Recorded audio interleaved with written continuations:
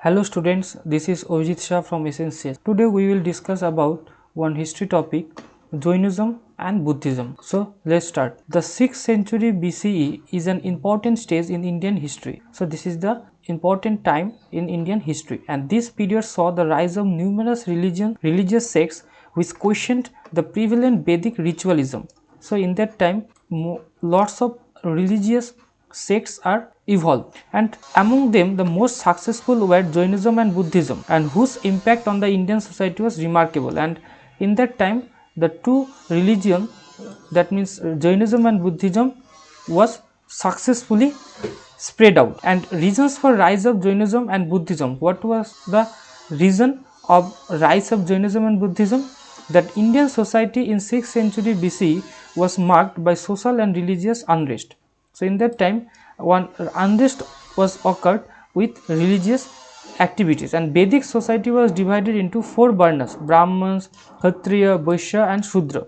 The varna system was rigid and hereditary and oppressive, and each varna was assigned well-defined functions. The 2 higher varna enjoyed power, prestige and privilege. So in the Vedic society there was the division of classes, and that's why these are not accepted by all the people, because the 2 higher varnas, they enjoyed all the facilities, and the Vaishyas were the principal taxpayers, and the Shudras served the 3 higher varna and were the most exploited. Okay, so Shudras are exploited by all the upper varnas, and the varna divided society generated social tensions, and Kshatriyas resented the domination of the Brahmanas, and the growth of trade led to the improvement in the economic condition of the Vaishyas, who wanted to enhance their social status. So Vaishyas or Shudra, they was situated in the lower class, and they tried to enhance their social status, and this was not allowed by the orthodox Varna system, but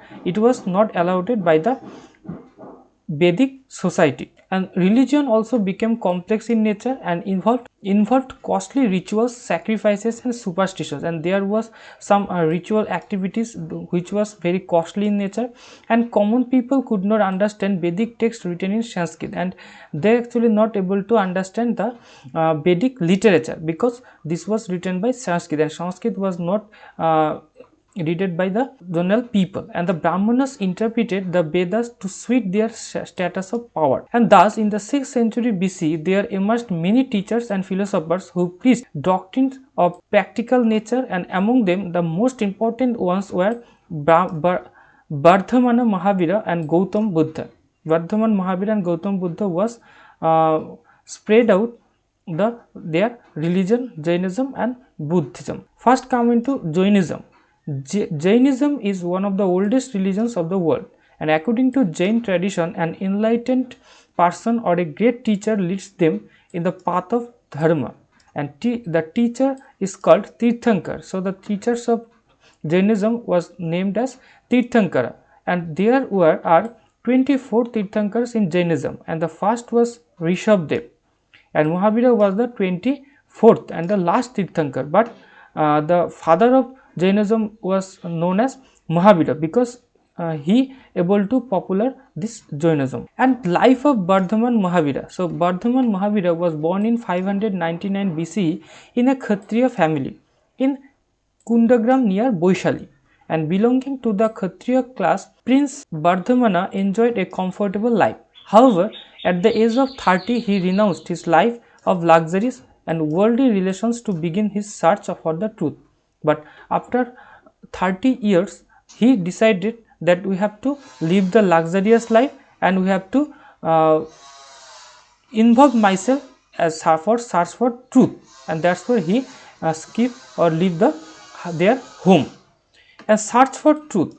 For about 12 years Vardhamana led an ascetic life of self-discipline by avoiding all forms of indulgence, and in his search for the truth he spent most of his time in penance and meditation, and he always carried himself with penance and meditation for searching the truth and to gain wisdom. And after 12 years he attained the state of enlightenment and became a Jina. So after 12 years he able to got the truth of the life, and a Jina means conqueror of one's self, and thereafter Vardhamana began to known as a Mahavira when he got the truth of the life.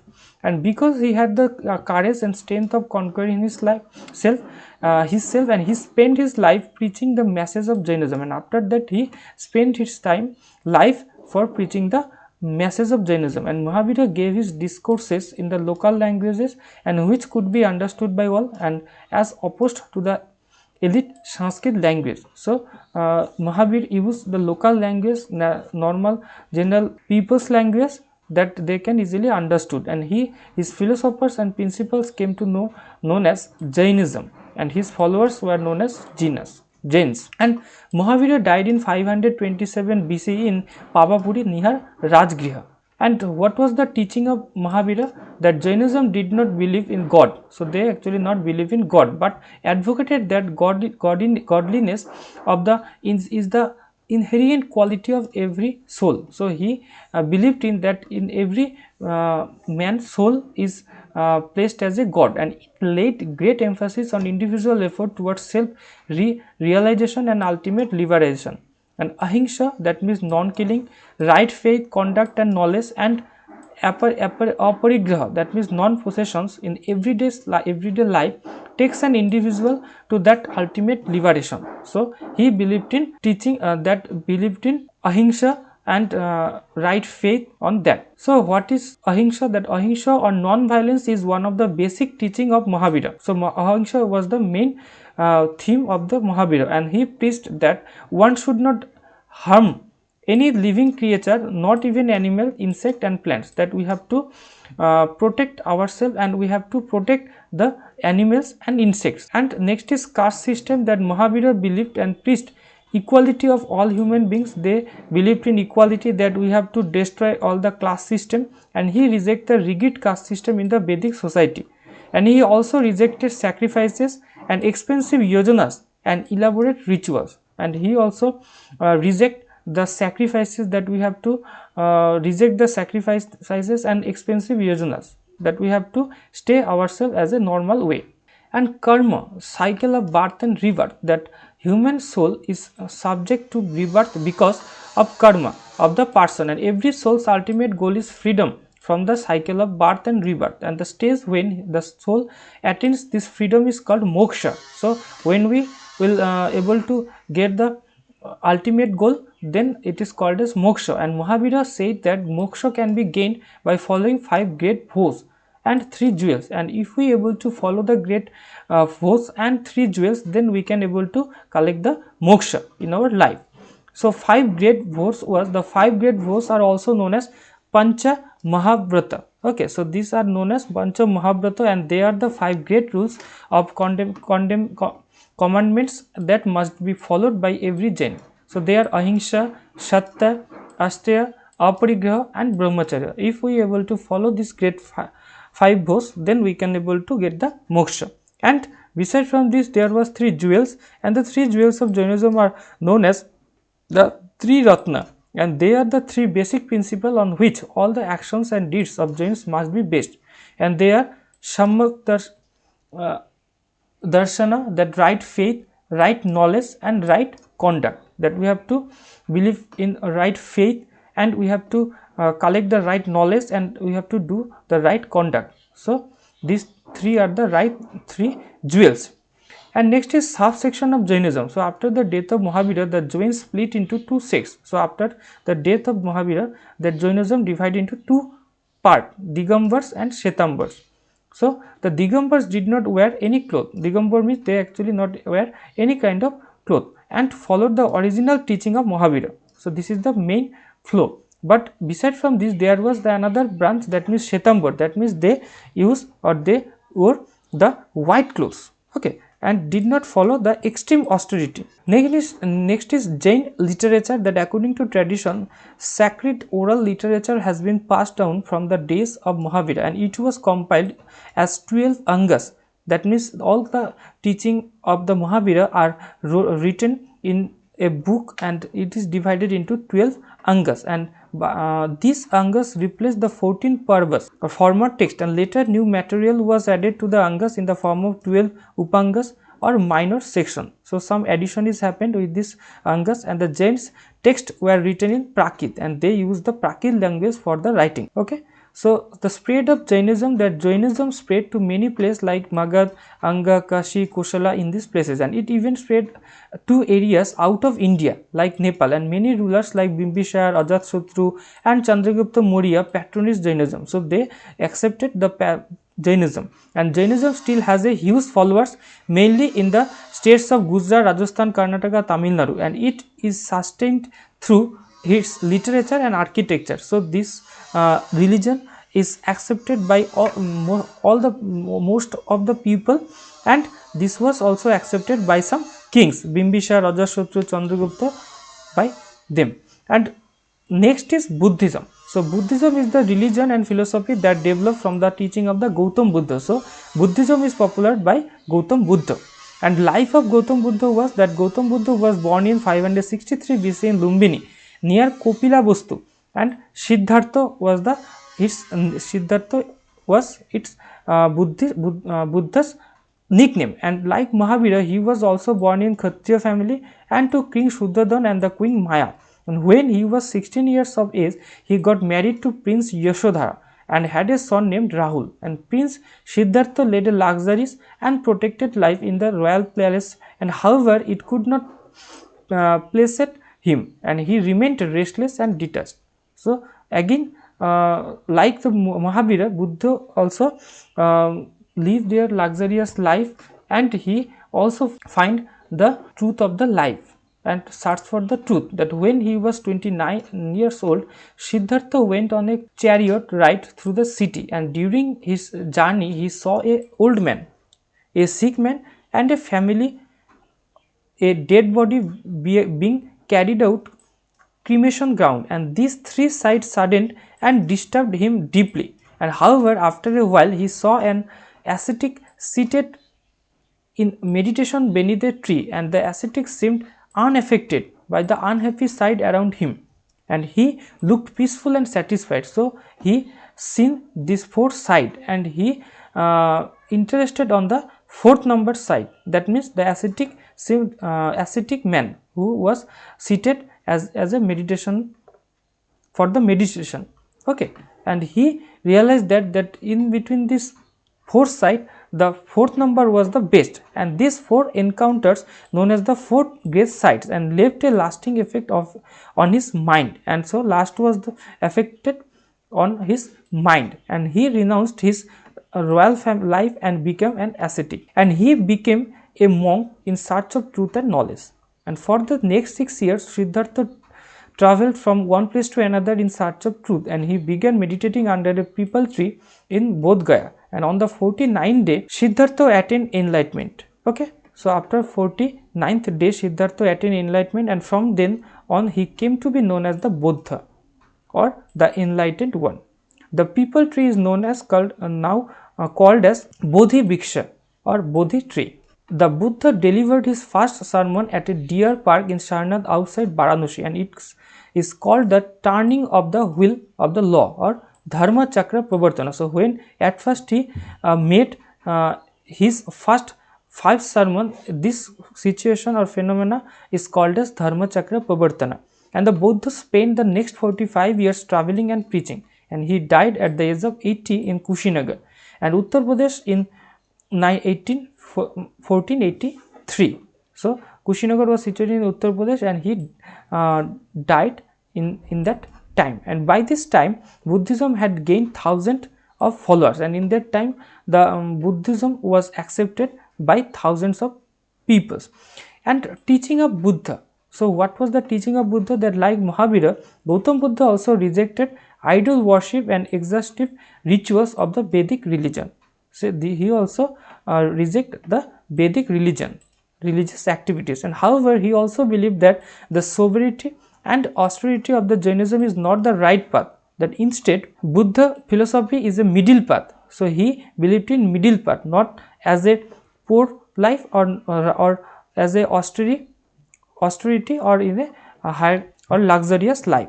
So he told about middle path in between them, and extreme ritualism of Hinduism and extreme austerity of the Jainism. So he not believed in this. And Buddha addressed the people in the common tongue of Pali, and he used the Pali language for the writing. And the central of Buddha's teaching are the four noble truths. There was four noble truths. The suffering is an integral is part of our life, and suffering is caused by our desire. So it is originate from our desireness, and suffering ends when our desire ends. So if our desire ends, then suffering also ends, and freedom from suffering is possible by practicing of eightfold path.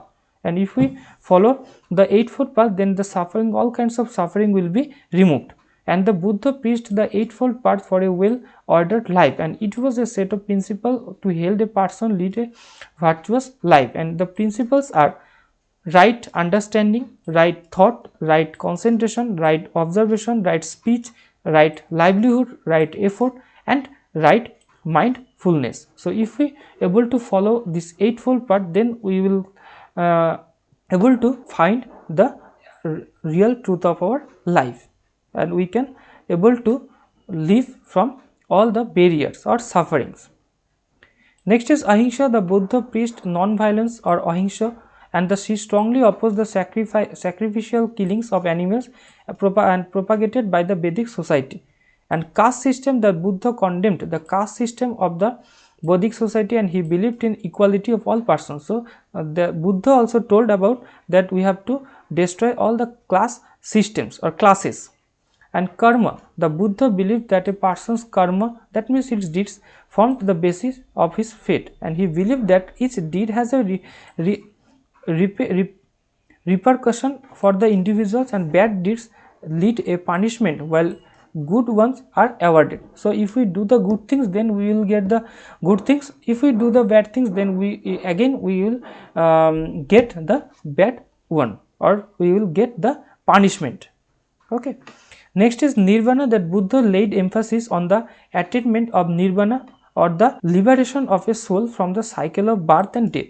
Okay, and he preached that nirvana can be attained by following of eightfold path, and he told that if we want to take the nirvana, then we have to follow the eightfold path. Buddhist order, the people who followed the Buddha and his teaching are known as Buddhist, and the teaching of Buddha are mainly compiled in three books called the Tripitaks. Pitak means basket, and in that time they use the leaves for writing, and these leaves are stored in three baskets, and that's what these are called. They are called as Tripitaks.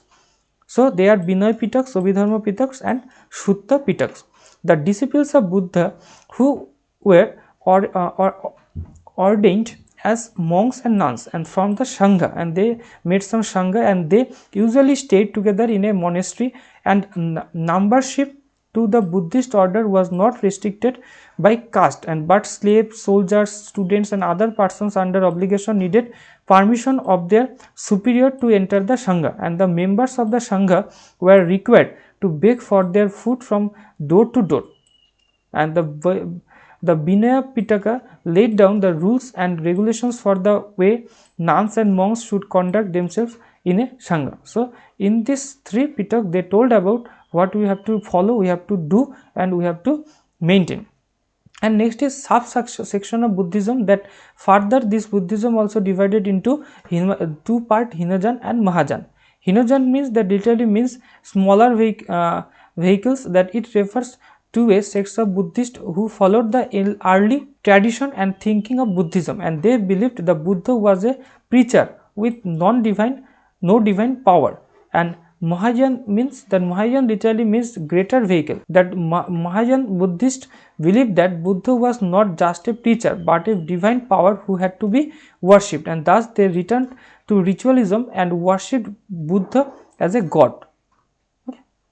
So spread of Buddhism, that Buddhism spread in the neighboring countries of the China, Japan, Burma, Sri Lanka, Nepal, and Tibet, and originating in ancient India, and Buddhism is now the fourth largest religion of the world. Okay, so and it is the principal religion in Sri Lanka, Korea, Thailand, Vietnam, Mongolia, in these places, and it is sustained by its beautiful monasteries and literature, and patronized by various royals, mainly kings Ashoka, and establishment of Buddhist universities were prime reasons for the spread of Buddhism. So there have some monasteries in various countries, and this was spread out in the world, and this is the fourth largest religion in our world. But some declination is occurred with Buddhism, that while Jainism continued to be practiced in India, Buddhism saw a slow decline. The main cause for this was that social reforms and reformation of Hinduism. This was one cause, that social reformation is done with Hinduism, and therefore some people also again they come into the Hinduism, and patronage given to Hinduism over Buddhism by Gupta king. This was the causes for the declination and destruction of several Buddhist monasteries during the Huna invasion. Okay, and comparative study of Jainism and Buddhism. So what are the difference in between them? That both the religions of Jainism and Buddhism were ambitions to let the human soul conquer his or her struggle and achieve liberation, and however they did have their similarities as well as differences.